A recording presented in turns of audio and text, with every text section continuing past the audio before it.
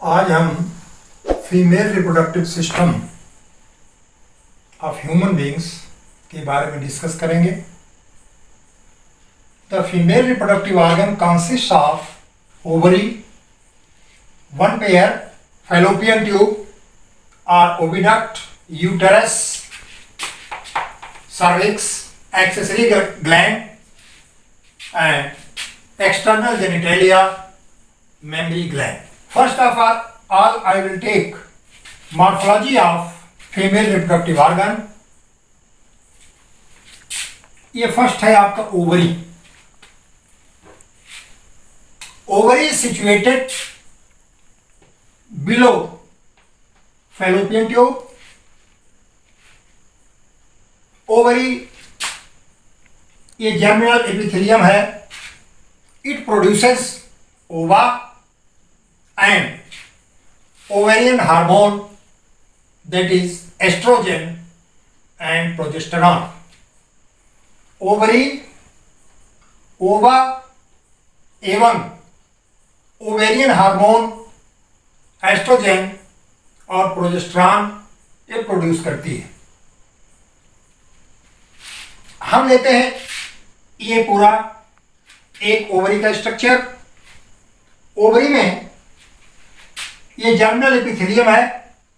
Germinal epithelium में ये developing primary follicle है, और जब ये फॉलिकल डेवलप करता है तो सेकेंडरी oocyte का निर्माण करता है।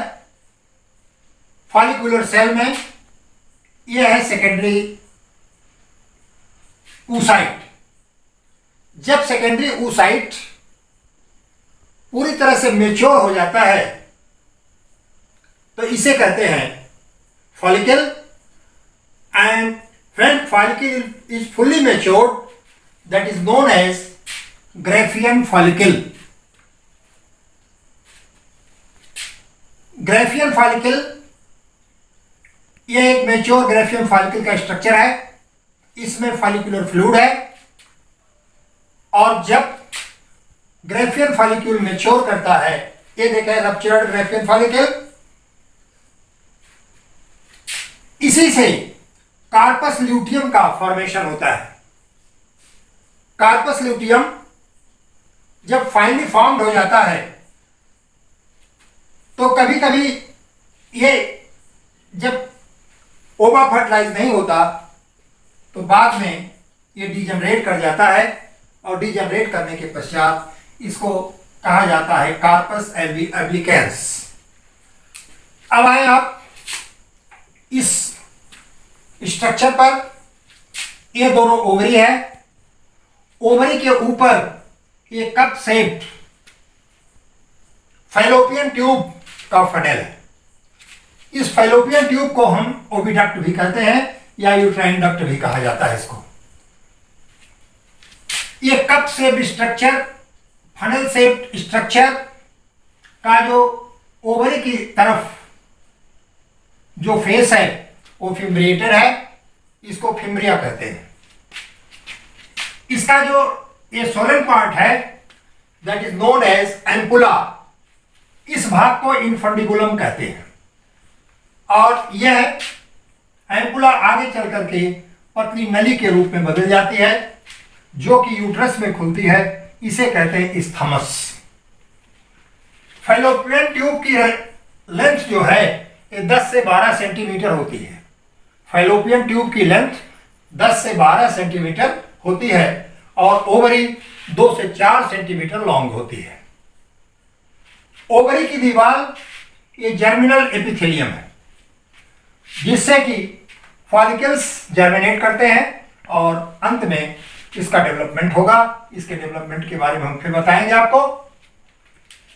फैलोपियन ट्यूब का ये जो सकरा सिरा है, इसको आप इस्थमस कहते हैं, और यह इस्थमस यूटेरस में खुलता है। इस्थमस यूटेरस में खुलता है। अब ये यूट्राइन कैविटी है। यूट्राइन कैविटी आगे चल करके कॉन्स्ट्रिक्टेड हो जाती है, जिसको आप इंडो सर्वाइकल कैनाल कहते हैं।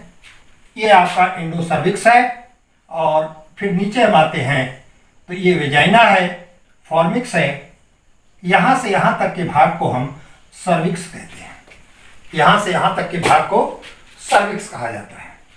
यह तो हुआ external structure of female reproductive system. अब हम एक्सटर्नल जेनिटेलिया पर आते हैं। एक्सटर्नल जेनिटेलिया में यह पोर्शन आप देख रहे हैं, एक कोनिकल पोर्शन, यह पोर्शन, इस ऊपर वाले भाग को कहते हैं मॉन्स प्यूबिस, और ये जो कोनिकल भाग है that is known as prepuce clitoris. इसके बाद जिस तरह से ग्लांस पेनिस होता है उसी तरह से यह ग्लांस क्लाइटोरिस कहलाता है। इसके बाद यह पोर्शन यूरेथ्रल ऑरिफिस, बाद में यह भाग लेबियल मेनस, और यह है हाइमेन। हाइमेन जो है एक पतली मेम्ब्रेन है जो कि विजाइना पर ऊपर ये लगती है। कभी कभी ये membrane first of all sexual intercourse पर फटती है, और ये कोई जरूरी नहीं है, यह स्पोर्ट्स खेलने वाली लड़कियों में भी फट जाती है, कभी कभी एक्सीडेंटली गिर जाते हैं तब भी ये फट जाती है, और यह पोर्शन आपका एनस कहलाता है।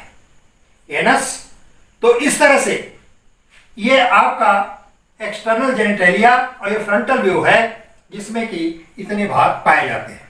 Now detailed structure of Graafian follicle. ये ग्रेफियन फॉलिकल का डिटेल स्ट्रक्चर है। इसमें अब आपको बताएंगे कि लेयर्स कितनी होती हैं। ये सबसे ऊपर ये आपकी बेसमेंट मेम्ब्रेन है। बेसमेंट मेम्ब्रेन के नीचे ये आपके गोले गोले सेल्स दिखाई पड़ रहे हैं, इनको कहते हैं ग्रेनुलोसा सेल। Granulosa cell. अब इस बेसमेंट मेम्ब्रेन में एक आउटर हो है, एक इनर है। आउटर को कहते हैं थीका एक्सटर्ना और इनर को कहते हैं थीका इंटरना। इस ग्रेनुलोसा के नीचे ये पूरा का पूरा फुलफिल्ड फ्लूइड स्पेस होता है। इस स्पेस को एट्रम कहते हैं, और इसमें जो फ्लूइड भरा होता है उस फ्लूइड को फॉलिकुलर फ्लूइड कहा जाता है। अब हम आते हैं अंदर, ये ओव्यूल का रचना। ओव्यूल में ए लेयर जोना पिलुसिडा है, उसके ऊपर कोरोना रेडिएटा, और ये अंदर आपका प्राइमरी oocyte है। प्राइमरी oocyte में ये न्यूक्लियस है। इसी से ये ओवम है, इसी से ओवम का फॉर्मेशन होगा। हम एक ओवम का स्ट्रक्चर लेते हैं कि यह एक ओवम डबल मेम्ब्रेन है। ये हमारी प्लाज्मा मेम्ब्रेन है, और प्लाज्मा मेम्ब्रेन के भीतर ये जो भाग है इस भाग को कहते हैं जोना पेल्यूसिडा। यह हमारा न्यूक्लियस है। न्यूक्लियस में न्यूक्लियोलस है, साइटोप्लाज्म, न्यूक्लियोलस के बाहर, न्यूक्लियस के बाहर साइटोप्लाज्म, और ओवम के ऊपर ये हेक्सेंगुलर सेल्स हैं, इनको कहा जाता है कोरोना रेडिएटा। अब हम आते हैं कि ओवेरियन हार्मोन्स कितने होते हैं। Each mammary gland consists of 15 to 20 mammary lobes। अब ये ऊपर जो है ये आपका फैट है। Fat that is not responsible for secretion of milk. It is only responsible for elevation of breast. Elevation of breast. ये आपके मेमोरी लोब्स हैं। मैंने आप बताया कि 15 से 20 इसकी संख्या होती है। आगे चल करके ये लैक्टिफेरस डक्ट में कन्वर्ट हो जाता है। ये सामने निपल्स है, इनसे जो है लैक्टेशन की क्रिया होती है, और यह लैक्टेशन आफ्टर चाइल्ड बर्थ ये लैक्टेशन की क्रिया प्रारंभ होती है।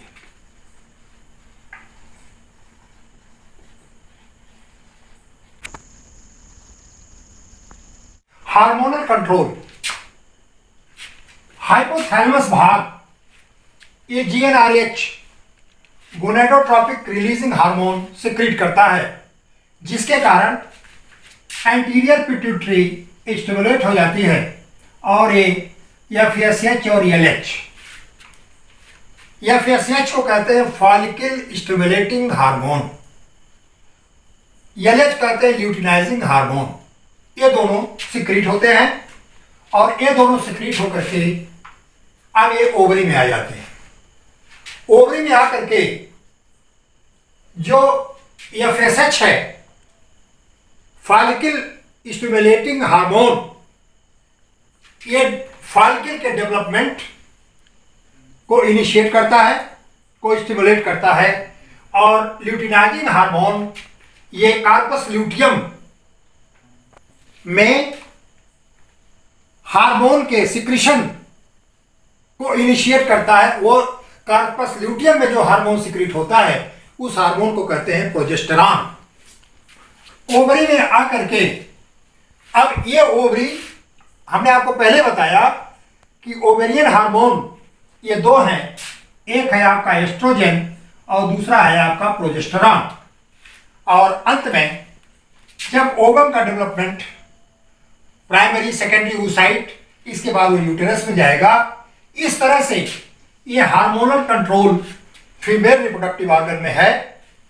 Hypothalamus gonadotropic releasing hormone secrete करता है और जिसके कारण पिट्यूटरी ग्लैंड की एंटीरियर पिट्यूटरी ये एक्टिवेट हो जाती है और इससे दो हार्मोन फॉलिकल स्टिमुलेटिंग हार्मोन और ल्यूटिनाइजिंग हार्मोन ये दो सिक्रीट होते हैं। Follicle stimulating hormone that is responsible for development and formation of follicle, that you know Graafian follicle on the maturation stage, and luteinizing hormone ये corpus luteum को activate करके जिससे कि यह कार्पस ल्यूटियम प्रोजेस्टेरॉन हार्मोन का secretion करता है। और अंत में ओवरी, ये दो हार्मोन एस्ट्रोजन और progesterone, estrogen or progesterone, they are female hormones, and finally oocyte enters into uterus through fallopian tube. I will take oogenesis. The formation of mature ovum is called oogenesis. याद दिया मैंने। अब इस stage में पहले mitosis होगी। Mitosis यह division आपको स्पर्मेटोजेनेसिस में भी मिला था कि first of all mitosis takes place for the sake of increase in the number of primary oocyte। Primary oocyte की संख्या में वृद्धि हो गई। अब इसके दो फिर बनेंगे। इस तरह से जब बहुत ज्यादा प्राइमरी oocyte बन जाते हैं तो first meiotic division takes place. यहां आप लिख दीजिए मियोटिक डिवीजन टेक्स प्लेस। अब अगर यहां 46 क्रोमोसोम हैं तब यहां क्रोमोसोम की संख्या कितनी हो जाएगी? 23। अब इसका जब डिवीजन होगा तो इसमें एक पोलर बॉडी बनेगी, first polar body, second polar body, and lastly a mature ovum is formed. That process, total process is known as oogenesis। जब Graafian follicle, mature Graafian follicle जब रप्चर करता है तो रप्चर करने के बाद ओवम रिलीज होता है। इस प्रोसेस को, इस क्रिया को ओवुलेशन कहते हैं।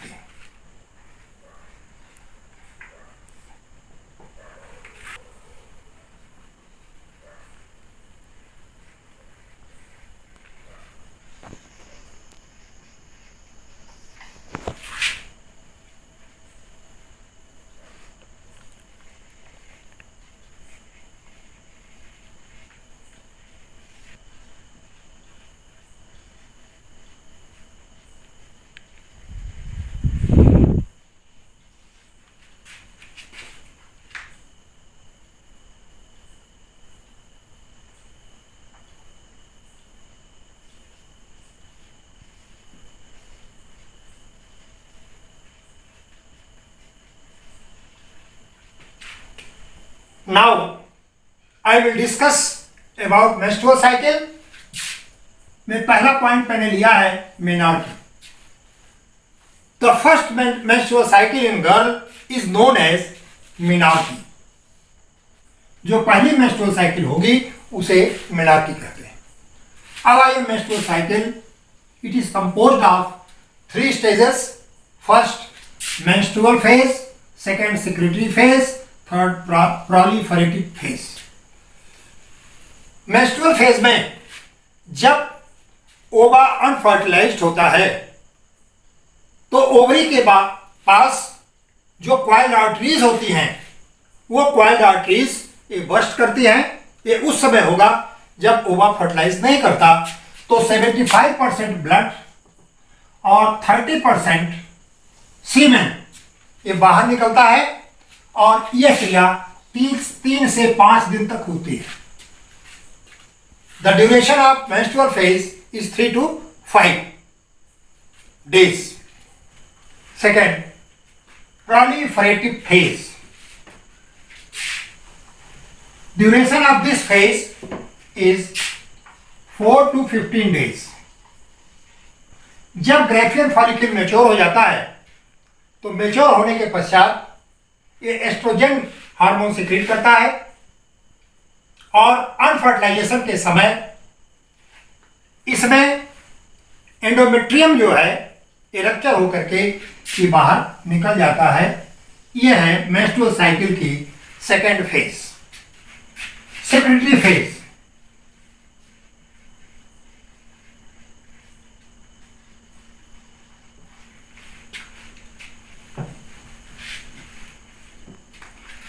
After ovulation the remaining part of Graafian follicle, after ovulation, the remaining part of Graafian follicle transforms into corpus luteum that secretes hormone that is known as secretory phase.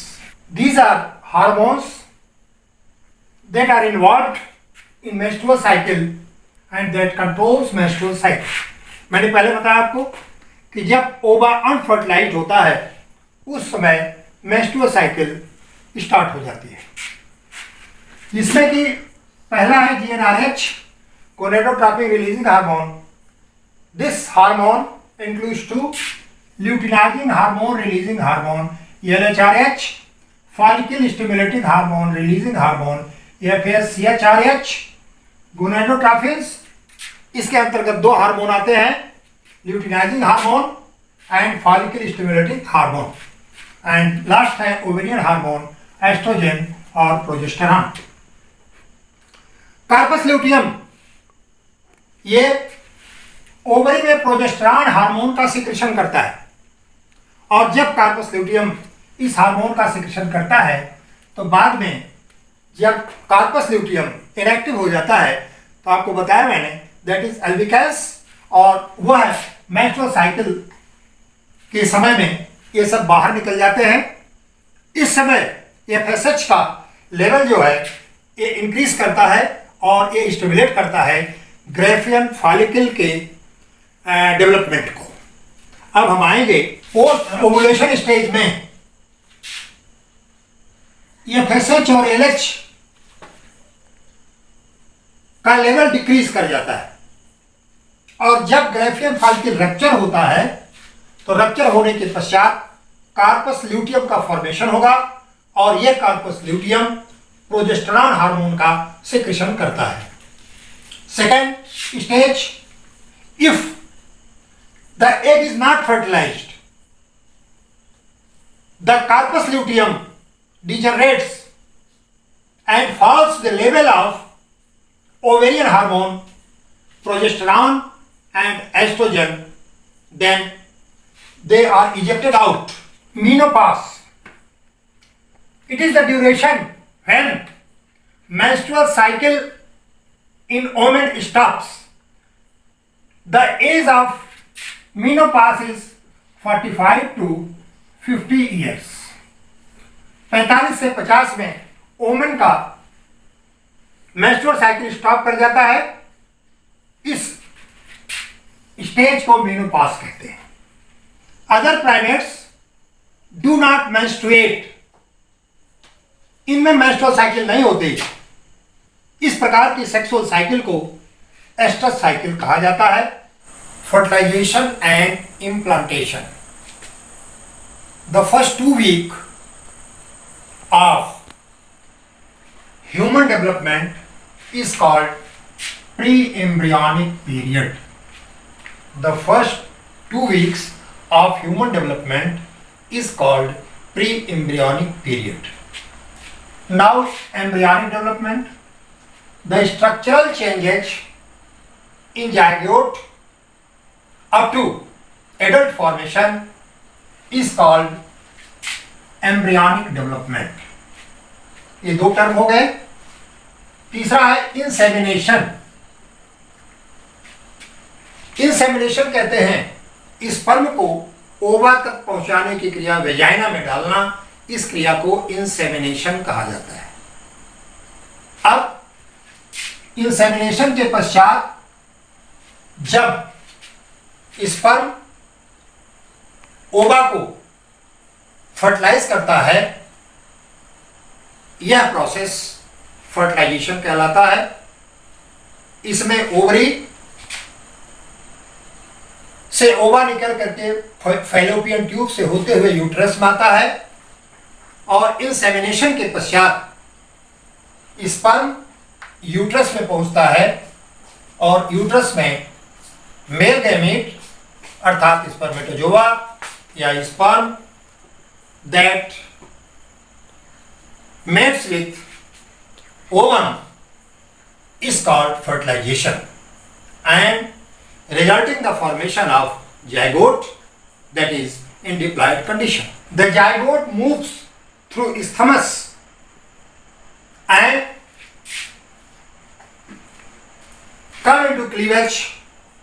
First of all, zygote cleaved with a transverse wall or transverse division, 2 cells are formed, that is known as ब्लास्टोमिया। इसके बाद उसमें फिर division होगा और division के पश्चात 8 sales का structure form होता है। यह 8 सेल का स्ट्रक्चर ये ब्लास्टुला कहलाता है। इसे कहते हैं blastula. 3 days after fertilization, zygote forms 12 to 16 cell structure, that is known as marula. That is known as marula. Then marula divides anticlinally and forms a mass of structure, and that is attached with uterine wall. Implantation.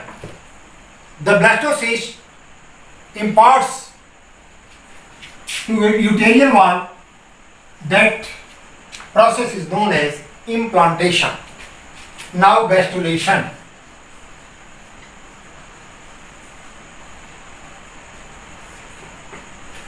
During second week, the embryo cyst develops into 2 layers,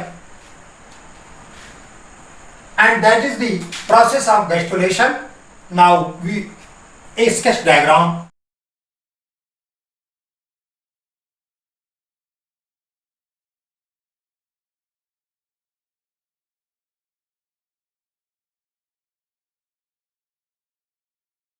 diagram में मैंने ये पहले बताया fertilised egg, zygote. पहला division मैंने आपको बताया था कि ये 2 सेल स्टेज बनता है। इसके बाद 4 सेल स्टेज है, 8 सेल स्टेज है और ये हुआ आपका 16 सेल स्टेज, जिसको मैंने लिखा था कि 12 to 16। इस कंडीशन को कहते हैं मारुला। अब इसके बाद इसका जो है सेवरल डिवीजन होता है, एंटीक्लाइडल, और यह हमारा ब्लास्टोसिस्ट बना। अब यहीं से ब्लास्टुला का निर्माण होगा। इसमें नीचे की सेल्स, इनका डिवीजन रैपिड होता है, ऊपर की सेल का डिवीजन स्लो होता है, जिसके कारण एक कैविटी बन जाती है। इस कैविटी को कहते हैं ब्लास्टोसेल और ये आपकी स्टेज ब्लास्टुला स्टेज है। इसके बाद इसका गैस्ट्रुलेशन होगा। गैस्ट्रुलेशन के पश्चात इसमें 3 प्राइमरी मेम्ब्रेन्स बनती हैं। आउटर मेम्ब्रेन को कोरियन कहते हैं, मिडिल को एम्नियन कहते हैं और ये जो थर्ड लेयर है इसे कहते हैं एलेंट्राइस। यह है आपका अम्बिलिकल कार्ड। इस अम्बिलिकल कार्ड से चाइल्ड जो है ये जुड़ा होता है। योग सैक है, कोरियानिक विलाई है और ये स्टेज अंत में ये तीनों 3 जर्मिनल लेयर का निर्माण करती हैं, एक्टोडर्म, मेसोडर्म और endoderm. Now placenta, the special structure that sustains the embryo and fetus throughout pregnancy is called placenta। मानिए ये रचना ये मदर में बनेगी और उसी से प्रेगनेंसी के दौरान अम्बिलिकल कार्ड से ये जुड़े होते हैं बच्चे। यह स्थान प्लेसेंटा कहलाता है। अब हमको यह देखना है प्लेसेंटा का फंक्शन क्या है। First, nutrition. Placenta gives nutrition to child from mother. Second है रेस्पिरेशन। चाइल्ड को श्वसन की आवश्यकता होगी, ऑक्सीजन की आवश्यकता होगी। मदर से चाइल्ड को जो ऑक्सीजन ये प्लेसेंटा के ही माध्यम से बच्चे तक पहुंचता है। थर्ड, एक्सक्रीशन, उत्सर्जन। इम्यूनिटी पावर ये जो बच्चों में डेवलप करती है, that goes through placenta from mother. Transport of pathogen, transport of drug. जैसे कभी कभी होता है कि बच्चा उलट गया है, ये बच्चे को ये प्रॉब्लम है, तो बच्चे को तो कोई ड्रग नहीं दी जाती, कोई इंजेक्शन नहीं दिया जाता, इंजेक्शन मदर को दिया जाता है और वह ड्रग प्लेसेंटा के द्वारा ये संतान तक पहुंच जाता है। स्टोरेज, प्लेसेंटा जो है ग्लाइकोजन आदि जैसे फूड स्टफ को ये स्टोर करता है। एंड लास्ट, एंडोक्राइन ऑर्गन, अंतःस्रावी ग्रंथियों का भी डेवलपमेंट ये प्लेसेंटा के थ्रू होता है। That's all about sexual reproduction in human. इस प्रकार से 2 पार्ट में मैंने सेक्सुअल रिप्रोडक्शन इसको कंप्लीट किया। पहले पार्ट में हमारा मेल था, मेल रिप्रोडक्टिव ऑर्गन, और दूसरे में फीमेल, और फीमेल में मेस्टोसाइकिल भी थी, लैक्टेशन था, प्लेसेंटा था, गैस्ट्रुलेशन था, एम्ब्रियन डेवलपमेंट था। ये सब चीजें थी। आप इसको देखें और अगला लेक्चर मैं चौथे चैप्टर पर चलूँगा। इसके लिए आप लोगों को बहुत बहुत शुभकामना और धन्यवाद।